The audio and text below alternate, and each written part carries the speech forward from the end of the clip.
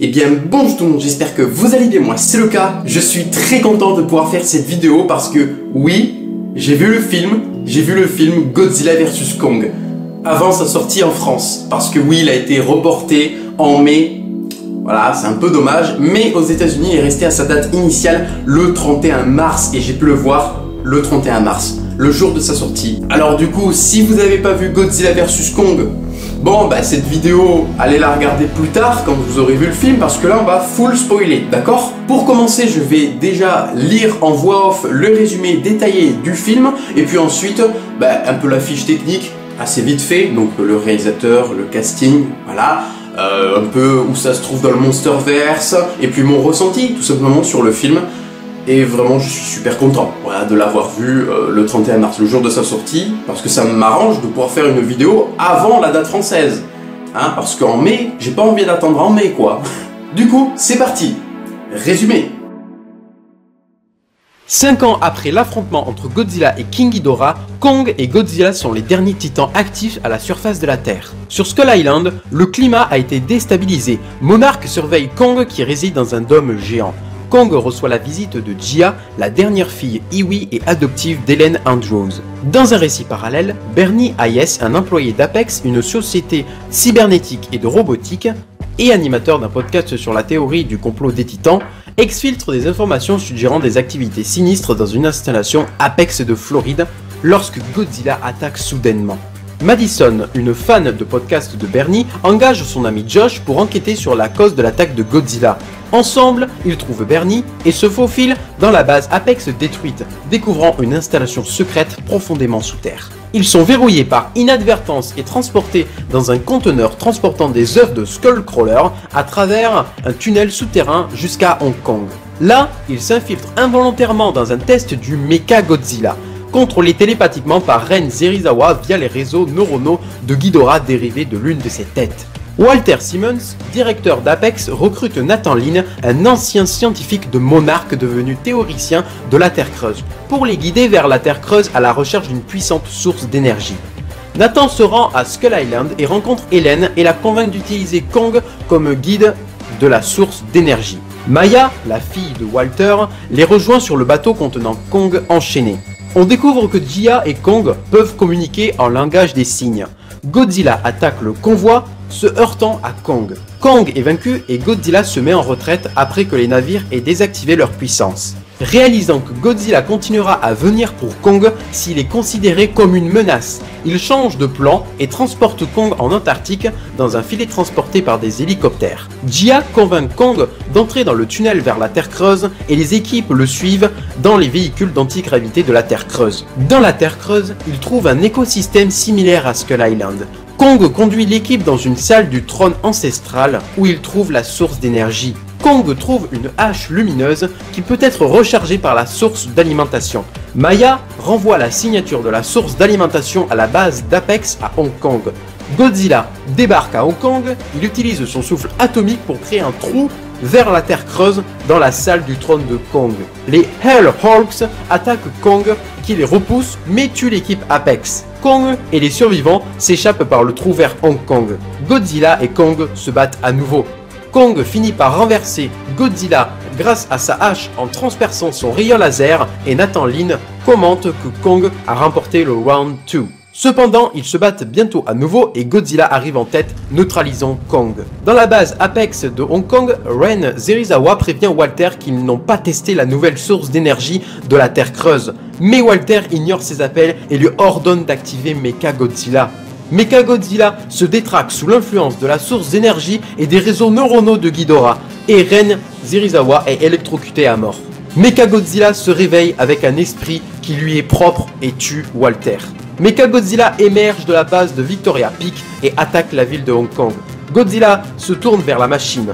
Josh essaie en vain de deviner le mot de passe sur la console pour arrêter Mecha Godzilla via une liaison satellite. Godzilla et Mecha Godzilla se battent, mais Godzilla est surpassé. Jia dit à Ellen et Nathan que Kong est en train de mourir.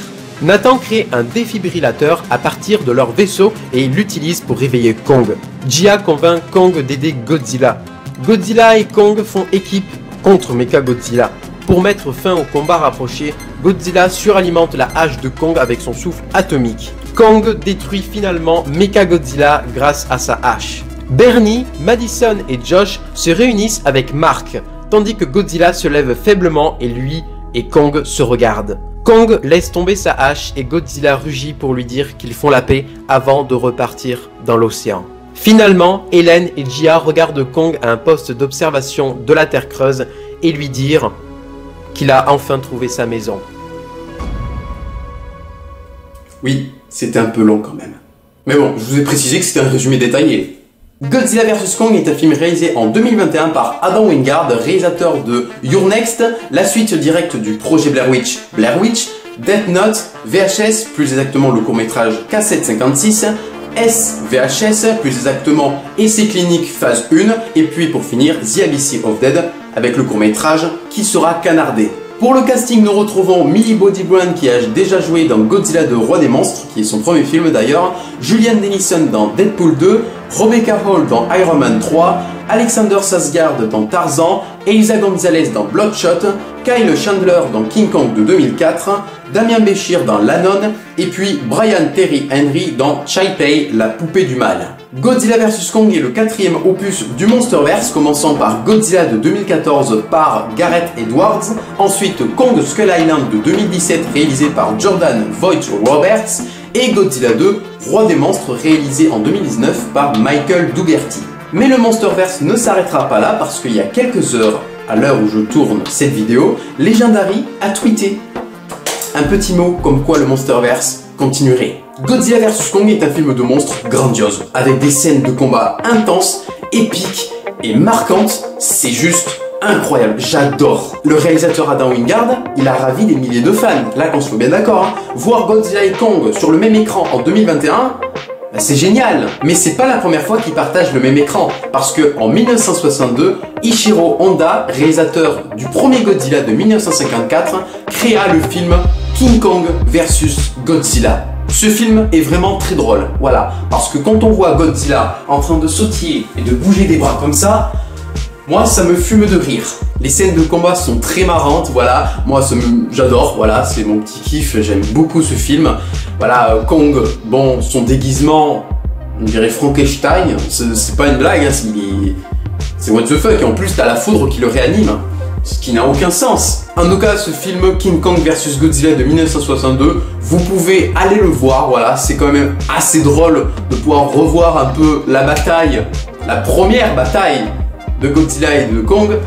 Voilà, je pense que ça mérite d'être vu. Et ce que je disais tout à l'heure, quand Kong se faisait réanimer par la foudre, bah cette scène, ça a été repris d'une autre manière dans le combat de 2021. Là, c'est le véhicule pour aller dans la Terre creuse, où il y a un défibrillateur qui le réanime. Voilà, ça a été repris. Il y a même une autre scène, la fameuse scène où Kong prend l'arbre et le fait gober à Godzilla. Ça a été repris également dans le film moderne, avec la hache de Kong, où il met le manche dans la bouche pour éviter que Godzilla crache son rayon atomique. Et j'ai trouvé ça bien de reprendre des petites scènes qui étaient ultra drôles à l'époque et de les faire sérieuses là. Je trouve que c'est bien. Dans ce film, on est plus concentré sur les titans comparé aux humains. Voilà, les humains sont un peu délaissés, mais c'est le but, c'est ce qu'on voulait voir. Mais malheureusement, voilà, les trois précédents films ont fait l'erreur de présenter un petit peu plus en avant les humains que les monstres. Et voilà, c'est dommage. Le scénario est pas vraiment développé, ainsi que les personnages. Voilà, on comprend pas tout. Et c'est le but. On veut voir des combats de monstres, on veut pas s'intéresser vraiment aux humains. Voilà, il faut toujours un peu de scénario, un tout petit peu. Mais nous, dans ce film, c'était des scènes de combat qu'on voulait voir. Et c'était le but. Je comprends qu'après le visionnage du film, on se pose encore plus de questions. Voilà, moi je m'en suis posé plein à la fin, notamment autour de la Terre creuse. C'est quoi ce délire de gravité? Warbat, je croyais que c'était un seul monstre, non, il y en a plusieurs. Le trône ancestral, est-ce que c'est les ancêtres de Kong qui habitaient là? Est-ce qu'il y avait des bébés Godzilla? Parce que, pourquoi quand Kong met la hache et que t'as l'énergie qui se génère, on a l'impression qu'il y a la tête de Godzilla à un moment. Et en plus, ça fait une petite référence à Alien. J'ai bien aimé. Pourquoi il n'y a pas de post-générique comparé aux autres films? Bon, là, Adam Wingard nous a dit dans une interview récemment comme quoi il avait placé l'intrigue d'une suite au Monsterverse pendant le film. Alors, est-ce qu'il parle de lui? Peut-être. Les effets spéciaux sont d'une qualité qui défonce. Les titans sont très bien faits. Voilà, Godzilla, il était refait légèrement. Et Kong, bah, il a vieilli. Comparé à Kong Skull Island qui se passe dans les années 70, là, il a vieilli. Et il a grandi de 30 mètres, si je me trompe pas. Parce qu'au niveau des tailles des monstres, je m'y connais pas trop. Mais je sais que Godzilla est quand même plus grand que Kong. Mais vraiment, toutes les destructions des bâtiments qui contiennent des néons, ça c'est magnifique ça. Le nombre de casses dans ce film, ah mais vraiment, c'est super bien foutu. Le ray tracing est magnifique. Petite pause avant de reprendre la vidéo, c'est pour me corriger parce que je me suis trompé sur le terme. Ce n'est pas du ray tracing mais du subsurface scattering qui est de la transluminescence. Voilà, à chaque fois je me confonds. Voilà, c'était juste pour me corriger. Si la lumière qui tape la peau, par exemple, tu as la lumière qui passe derrière moi, bah, tu auras les oreilles rouges et on verra les petites veines. Ça, c'est vraiment très bien géré. J'adore. Au moment où Mechagodzilla passe son rayon laser dans la gueule du Skullcrawler, on voit toutes les veines, la colonne vertébrale, c'est magnifique. J'adore. L'éclairage, la fumée, les liquides comme l'eau, ou même, je sais pas ce que c'est, le pétrole qui sort du Mechagodzilla quand Kong le hache. C'est trop beau, même pour l'audio, les sound effects également, vraiment. Et la musique de Tom Holkenborg, elles sont magnifiques. Le compositeur a également un autre nom, c'est Junkie XL. Il a composé la musique de Zack Snyder's Justice League, de Sonic, le film, Alita Battle Angel et Terminator Dark Fate. D'ailleurs, sur mon Instagram qui s'affiche juste là, vous pouvez y cliquer, je vous ai prévenu que j'ai acheté le CD de Godzilla vs Kong et les pistes sonores, je les ai écoutées parce qu'elles sont sorties le 26 mars si je me trompe pas. Il y en a deux que j'aime particulièrement. Alors c'est la dernière là, Hong Kong, voilà c'est le titre de la musique. Vers la fin quand Kong hache Mechagodzilla, là cette partie elle est incroyable. Ah ouais, la sonorité j'adore, c'est trop beau. Et puis t'en as une autre, c'est The Throne. Elles sont épiques ces musiques. J'adore Tom Holkenborg, il a un style un peu métal, mais pas du heavy metal, hein, du métal qui tombe. Tu fais tomber une pièce en métal, c'est exactement le même son. Et j'adore. Du coup, je ferai une vidéo unboxing sur ce CD de Godzilla vs Kong. Voilà, c'est sûr. Et Mechagodzilla, il est juste, tout simplement, excellent et méga stylé. Ah, son design, il est différent des anciens films de Godzilla. Mais putain, il est beau, faut le dire. La bataille finale est juste épique. Quand Godzilla là arrive à fond en mode YOLO pour défoncer Mechagodzilla qui se reçoit plein de missiles, c'est beau. Ah ouais, dans la colorimétrie de ce film, dans ce film il y a toutes les couleurs. T'as du jaune, t'as du violet, t'as du rouge, t'as du vert, t'as du orange, t'as du jaune, t'as toutes les couleurs. Je crois que j'ai dit jaune 2 fois, mais je m'en bats les steaks. C'est trop beau. Les couleurs sont magnifiques, c'est saturé. Le combat des rayons laser. Trop cool, c'est trop cool entre Godzilla rayon bleu et Mechagodzilla rayon rouge. Bon certes Mechagodzilla il te fait une puissance en plus, il te défonce Godzilla. C'est magnifique, j'adore. Alors j'ai pas vu les films Pacific Rim et Pacific Rim Uprising, mais apparemment du coup dans le premier film de Pacific Rim on a vraiment de la lenteur, on sent le poids du monstre. Alors que dans le 2 apparemment ils sont ultra rapides, il n'y a plus trop on sent pas trop le fight quoi, c'est rapide, on sent, il y a la gravité des monstres n'existe plus, on a l'impression. C'est vrai que pour Godzilla vs Kong, c'est un peu pareil comparé à Godzilla 2, à Kong, Skull Island et à Godzilla. Il y a des moments, sur le deuxième fight à Hong Kong, c'est vrai, quand Godzilla se met à 4 pattes, là ça n'a aucun sens, c'est vrai que c'est ultra rapide. En fait le problème c'est que Godzilla, il est lent, mais on dirait qu'il fait exprès d'être lent, parce que qu'on soit bien d'accord, à des moments, Godzilla, dans Godzilla vs Kong, il est ultra lent. Qu'on soit bien d'accord, il marche très lentement. Mais quand il a 4 pattes, là, on dirait un chat. Clairement, quand il veut bouffer les orteils de Kong, ça m'a fumé, ça m'a fumé. Ah oui, mais vraiment, hein, dans la deuxième partie du fight à Hong Kong, c'est la première fois que je vois Godzilla se mettre à 4 pattes. Rien de sexuel, mais c'est juste incroyable, j'ai jamais vu Godzilla, ce mec à 4 pattes. Il a des grosses cuisses là, et des petites pattes en avant, ça me fume. C'est trop drôle, j'adore ce moment. Et aussi, il y a une scène que j'adore particulièrement, c'est le combat du rugissement. Ça, c'est magnifique, il y a du vert et du orange. c'est trop beau. Juste quand Godzilla se met dessus, il arrive là en mode comme ça, et qui gueule sur Kong, et Kong il est en mode comme ça. Et ça aussi, les monstres on les a humanisés.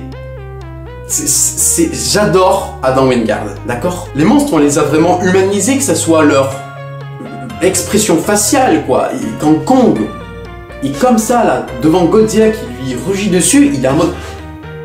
Et après il se met à son tour de gueuler, et on voit qu'il est en mode mais... ta gueule, j'ai envie de faire pareil, tu vois. J'adore. Il est vraiment... même les plans, les styles de plans, quand Godzilla tombe à cause de Mechagodzilla, on a un sorte de bras, comme une sorte de GoPro qui vise le personnage, et quand il tombe, on suit vraiment la personne.